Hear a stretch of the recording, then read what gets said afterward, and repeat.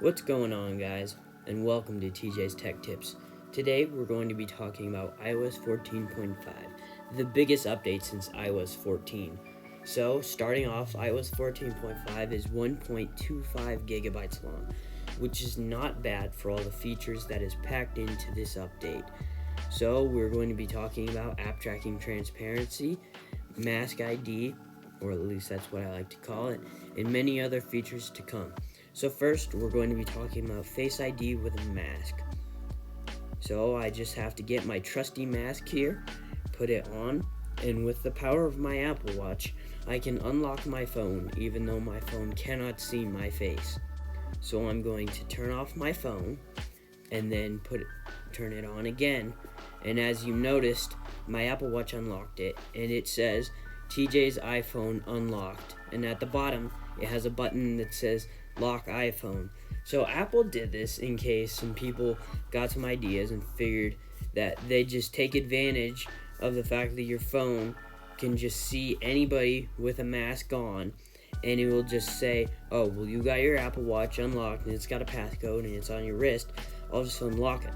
So if somebody just takes your phone, takes advantage of that, and decides they're going to run, well, you can lock it and it's useless. Alright, next up we're going to be talking about app tracking transparency. So if you go to the settings app and you go down to privacy, and then just below location services is tracking. So if you'll notice for tracking, mine is grayed out. So according to Apple, whenever it's grayed out, it is because you are either under the age of 13, your phone is for professional work like a work phone, or if your iCloud has been only activated for about 3 days. And so if none of those apply, you're still having gray. It's just not working. And Apple has yet to figure out a solution to that. At some point, I hope to see a solution. Either way, it is working if it is in gray. It's just not asking you if you want to give this app permission or not give them permission to track you. And so it gives a new peace of mind to those parents out there who have kids under 13. They know that their apps on their kid's phone is not allowed to track them and is not allowed to take their personal data and sell it to other groups. Alright, this is my favorite part of iOS 14.5.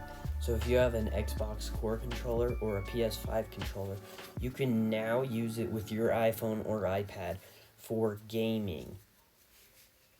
So quite honestly, it's something I've been waiting for, because I got this thing about in November, and this update didn't come out until about 2 or 3 months ago.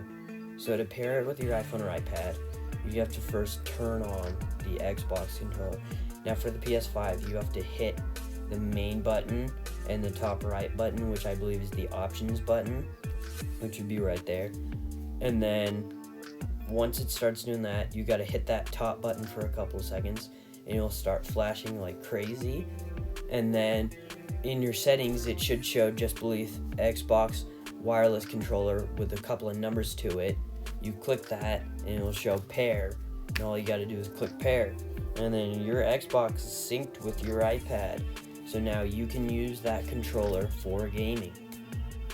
Alright, another small feature with iOS 14.5 is if you have Powerbeats Pro, and they're those pretty big earbuds with the ear hooks.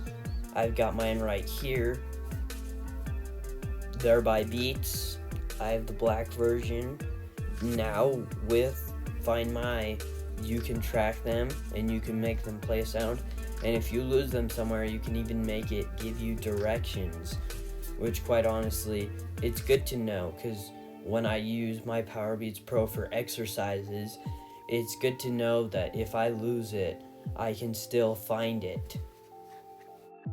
Alright, one of the weirdest updates to iOS 14.5 is the new Siri voices. So if you go to the section called Siri in Search, there usually is male and female voices, but as of this update, there are now 4 different voices called Voice 1, Voice 2, Voice 3, and Voice 4. So down to Siri and Search, and then you just click Siri's Voices. So at the top, you'll notice there's the occasional like accents: American, Australian, British, Irish, Indian, and South African. And down below, there's voice 1, voice 2, voice 3, and voice 4. Voice 1. Hi, I'm Siri. Choose the voice you'd like me to use. And then we'll go to voice 3. Hi, I'm Siri. Choose the voice you'd like me to use. And you'll notice that voice 3 sounds a lot more younger than voice 1. We'll go back to voice 2. Hi, I'm Siri. Choose the voice you'd like me to use. Hi, I'm Siri. Choose the voice you'd like me to use. So yeah, for me personally, I do voice 1 because it just sounds like traditional male Siri. Alright, that's all we have for you today. So the final question is iOS 14.5 still useful? I mean, COVID's starting to go down, we're getting more people vaccinated, and masks aren't being used as much. You aren't really going around with masks anymore. And so is that mask ID useful? To be honest, I've tested it out and it doesn't seem to be useful for anything. Unlike the Apple Watch Mac unlock feature, you can't just put your Apple Watch up to your iPhone and it'll just unlock. Your iPhone has to see something covering your face. So unless your career is like based on something covering your face, then this feature really isn't helpful for you at all. But to be honest, in the end, the Power Beats and the Xbox controller still work. That's all we have for you today.